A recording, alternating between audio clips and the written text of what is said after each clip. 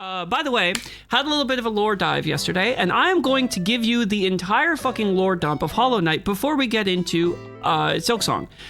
This is kind of spoiler stuff, but you have to dig for this story shit if you want to know it. And I think it's kind of important for us to know before we go into Silksong, because the stuff that happens in Hollow Knight is kind of important for the stuff that's going to happen in Silksong. So, allow me to regale you with the tale of, honestly, of woe and sorrow and sadness and depression. Hold on. I'm looking for, hold on. There it is.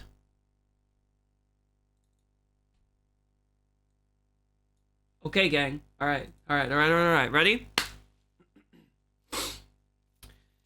So, the lore of Hollow Knight in as few words as I possibly can muster, all right? King was a bug.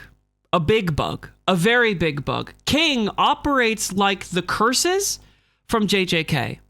The more someone, or not the curses, the devils in Chainsaw Man. Yes? The more someone believes or fears a thing or has some reverence for a thing, the more powerful a thing is. There are divine beings that exist in the world of Hollow Knight that are elevated to God status, prime beings, elevated beings that have some measure of power over a certain thing or stuff, right? The king, the White King, the knight's father, yes, was such a creature and was a worm before traveling to Hollow Knight and the Hollow Knight's area, like Hollow Nest, excuse me. Upon arriving there, saw that the land was just ready for the pickings, right? Was like, I'm gonna make a kingdom right here, and then sat down. In this, there were many bugs in the general environment that had their own like subsections of kingdoms. You had the mushroom people, you had the moths, you had the people of of Dirtmouth, and like not Hollow Nest, because Hollow Nest hadn't been established yet, but there were a lot of bugs that just kind of lived in the area, right? The king then came in, shed their form of the worm, and became the king, right? With the big crown, right? Came in and was like, look at how divine I am, look at how cool I am, I'm fucking swinging my dick everywhere. And they went, damn, dude, you're kind of cool. Now, at this time, the moths worshipped the Radiance, the big moth bitch that we fought at the end, right? That lady can only exist inside of dream spaces. They literally have no physical form. And when the people saw the king, they went, wow, you're way cooler than this other lady that can only exist in our dreams. We're going to worship you instead. And so the Radiance started to fall into obscurity and away from the minds of people and sort of into like myth and legend, right? She didn't like that one bit, but she didn't have anything she couldn't do anything about it because she was powerless to change anything about the situation, right? So she just kind of sat there and bided her time. It was like, you know what? I'm going to figure out a way around this. While all this is happening, the king creates Dirtmouth, creates Hollow Nest, the kingdom of Hollow Nest, and starts to invade into the other areas, like the moss people of Green Path, right? And the lower parts of Green Path, which were the Queen's Gardens, and as well as the mushrooms, the mushroom kingdoms, as well as the places down in the deep recesses of the bottom parts of Hollow Nest, right? Or of this place. However, before all of that, there were a group of people, a group of bugs that burrowed deep into the ground and found the void. It just existed. It always did. It was always there. But they were like, holy shit, this stuff is pretty fucking cool. We should worship this shit. And the void gave unto them some wackadoo powers. And an entire civilization was built underground that dedicated themselves to the void. They eventually all died out. And so all that was left was the remnants of their kingdom, right? Which is why there's like a little bit of stuff there, but not a whole lot of stuff. It's very dilapidated, right? But the king saw this and went, this void stuff's pretty wacky. This stuff is pretty wacky. I'm gonna keep my eye on that shit, right? And then at that time, the Radiance went, fuck you. You took my power. I'm taking it back, bitch. Let's fucking put up the dukes and fight to the death. And the guy was like, hey, man, I don't want any of that smoke. I want none of that. And you're becoming a problem. And then when she came back, she brought the infection. Now, the infection isn't inherently a disease. What it actually is her infecting the minds of the people of Hollow Nest, right? By way of their hopes, their desires, their dreams, their aspirations, and anything that made them them. She latches onto those things and tries to feed them this idea of like, you can have this thing if you become part of my like coven of worshipers, essentially, right? You can then have these things that you want. But because it was so aggressive in force in nature and so like kind of like you will succumb to my will, right? It created the infection, which is why at the start of the game, when you're walking around, some of the bugs have that little spot of orange in their eyes. That is literally the radiance shining through their conscious mind. And that is her taking control of parts of them so that they do what she wants them to do. Because she wants to usurp the king and come back. That's what she wants. But because the king's like, holy fuck, this shit is not good. My subjects are losing their minds. Everybody's freaking the fuck out. People are dying. This ain't good. We need to figure out a way to stop this. And in the process of discovering this stuff about the void that he did, he was like, holy shit, the void actually has the power to subdue light. It can subdue me. If it can subdue me, it can subdue her. And so he builds the White Palace and he erects this giant monolith of like his palace or whatever the fuck, right? That is a physical place, and then starts doing some tests on the void and figures out a way to control the void by creating husks. Now, here's the fucked up part. The children that he creates are actually his children. They are not some scientific clone thing, a husk that was created for the void to reside in.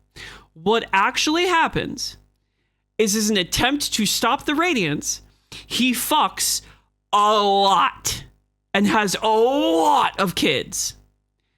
But before they can form personalities, attachment bonds, dreams, or anything of the like, they take the egg and they throw it down into the void.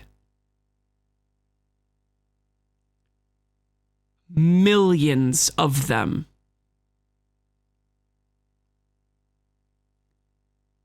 Millions of them. Until they eventually find the true vessel, or not the true vessel, but the vessel, which ends up being the Hollow Knight that you see in the game that you end up beating at the end of the game, right?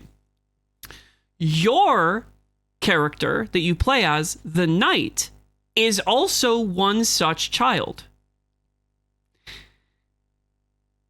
But you were discarded because you weren't needed. They had the Knight. They had the one that was going to take care of everything. And so the Hollow Knight then goes with the king to the White Palace and trains for years and years and years and years and years and becomes the peak of combat prowess that is available to that kingdom. Literally the greatest warrior that they have ever had in history, right? But the problem is because of that, the Knight, the Hollow Knight, developed attachments to the king. And even though they knew what their role was, and they were okay with their role, and they had no dreams and aspirations, they only did what they were told and what they were said, what they were divined to have done, like to do via destiny and shit like that, right? Even though they had that, because they made an attachment to the king, that was something that the Radiants could manipulate. And so when they eventually trapped the Radiants in a dream, because that's the only place that she can exist, she took the bait, right? They basically put the Hollow Knight out there, because what a great vessel that would have been, right? For the Radiants to enact her revenge upon the king. She entered the mind of the Hollow Knight while he was asleep, and as she started to take root, the egg was clapped around her, or around her and the Hollow Knight, and they were trapped inside of it via the help of the three sages, the dreamers, right? One of which was the spider sage, who ends up fucking the king as payment for her help, right? Which creates Hornet. Okay? We're all tracking here, right? So, the other two dreamers also create contingencies, one of which gives her mask to Quirrell, which protects him from the Radiance's divine bullshit, right? Until he returns the mask to her for her to become corporeal again, for the Hollow Knight to then enter the dream of, right? Or not the Hollow Knight, but the Knight to enter the dream of.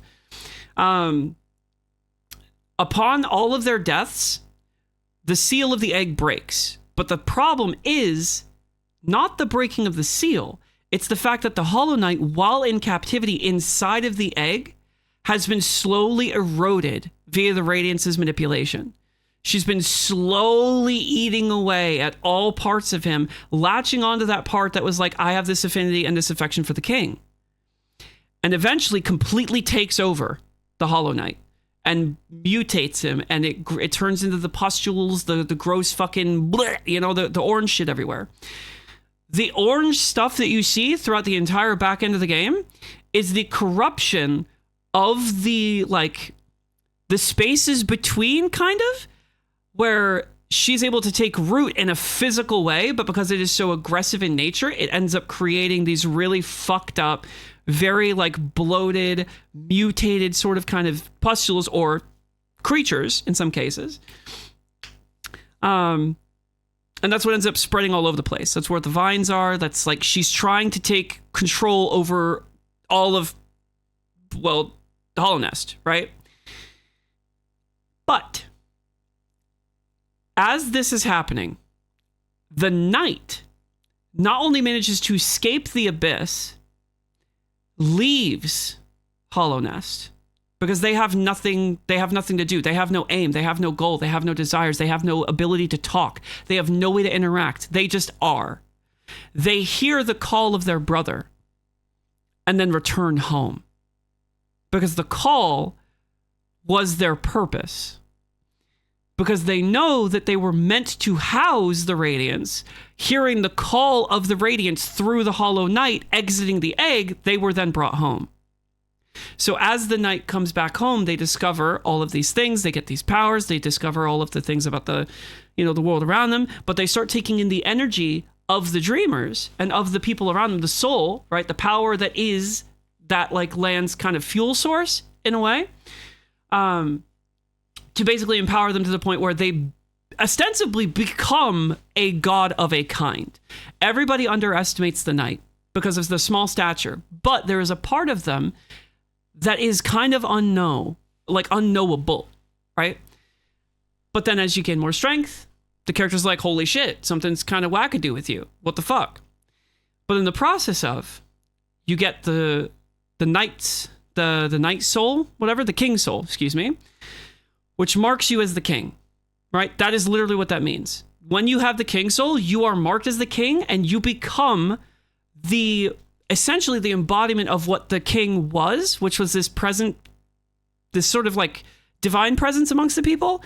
And so when you have the King soul, other characters treat you differently. They're like, oh, you're the king. You are now the new king. We respect you as the new king. Kind of like how bees are with the little signals that the queen bee sends out. It's blah, blah, blah, and then all the fucking bees are like, the queen, yes. Blah.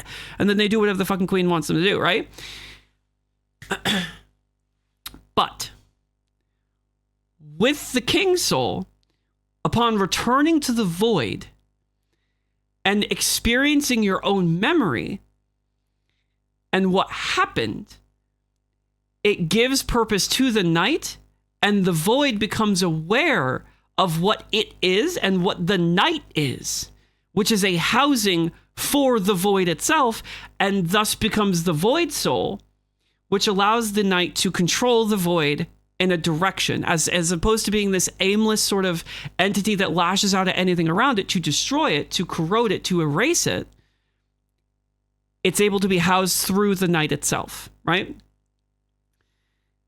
And the whole reason why the Radiance is trying to kill you throughout the entire game is the Radiance is all about the eternal preservation of a thing, whereas the Void is about the destruction of a thing to allow new growth. So she really doesn't want you to fuck around with the Void, which is why she kills you at every fucking opportunity that she can, because you keep in mind, no one that doesn't have the fucking orange glow in their eyes, none of them try to kill you. None of them. It's only the fucking bugs that have the orange in their eyes. right? So the journey is had. The knight goes and does all their things.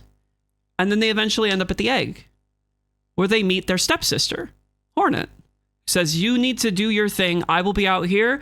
I cannot be in there. I will die if I go in there. But if there is an opportunity for me to help, I will do what I can to help you. Very similar, Gracious. Yeah, very, very similar.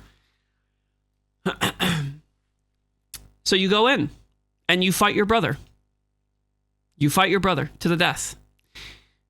But there's a key moment where Hornet sees a part where she can help, and she goes in and she does so. And then you have the ability to enter the dream, the mindscape of your brother, the Hollow Knight, in which the Radiance resides. And as you continue to fight her, and as you start to take up more agency in the space, the void starts to creep in. And as it starts to creep in, and it starts to grab at her, to consume her, to erase her, because it wants to consume this thing that is trying to preserve and destroy, right? It has nothing to do with the infection, by the way. It's just they are juxtaposed sort of like forces. Like one wants to kill the other, wants to eat the other, right? She tries to escape. But eventually, she is caught. And from the void, your brother exits. Pries are open. And then you also elevate, shatter your form, become the void version of the knight, and just start beating the fucking snot out of her. Killing her. Erasing the infection, but leaving behind the void to return to where it came. Now here's the thing, and I think this is going to play a pretty fucking big deal in Silksong. Hornet is in the void with the knight and the Hollow Knight and the Radiance when all of this is happening. And she manages to escape. She doesn't die, but she does manage to escape. So, all of that being said, I genuinely think that the void is going to make a return in some way.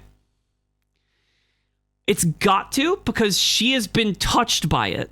There is a part of her that has been affected by the void, because she was literally in it, right?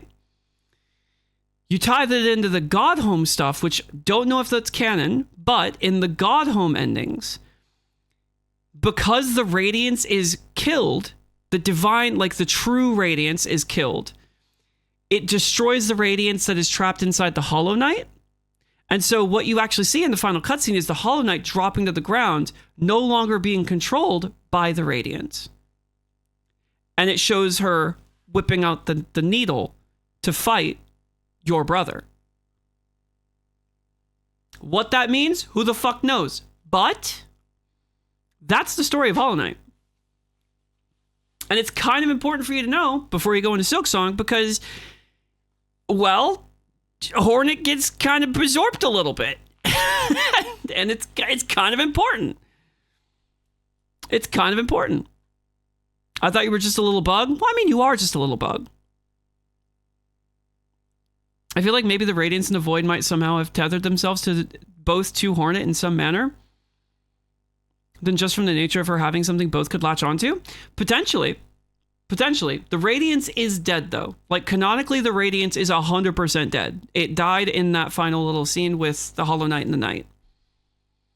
And the Hollow Knight, not having a body anymore, returns to the Void, and it just is. The Void just goes back to what it was doing. Which is just consuming the things that fall into it. But that's the story of Hollow Knight, gang. That is the whole last story of Hollow Knight.